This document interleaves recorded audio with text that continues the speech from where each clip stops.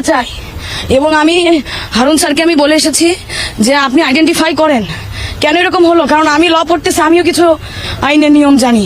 আপনি ইনভেস্টিগেশন করুন, আপনি দেখুন তারা কারা, আমাকে চিনান, দরকার আমি প্রকাশ্যে তাদের মৃত্যু দেখতে চাই।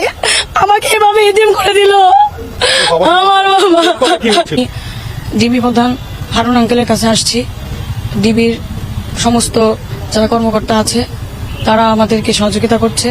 তারা ইতিমধ্যে আপনারা জানেন আসামিও ধরেছে, 2-5 জন আসামি, তার মধ্যে 2 জনকে তারা অ্যারেস্ট করেছে, বাকিদের তারা ধরার প্রচেষ্টা করতেছে। সেই বিষয়ে আমি হারুন আঙ্কেলের কাছে পরামর্শ করতে আসছি এবং হারুন আঙ্কেলের সহযোগিতায়, তাছাড়া তাদের যারা বাকি কর্মকর্তা আছে সবার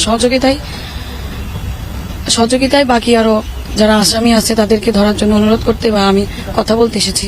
যে আমি মূলত জানতে এসেছি বিষয়, আমি মামলা করতে এসেছি। হারুন স্যারের সাথে কথা বলেছি, আমার এখানে যে পুলিশ কমিশনার আছে তার সাথে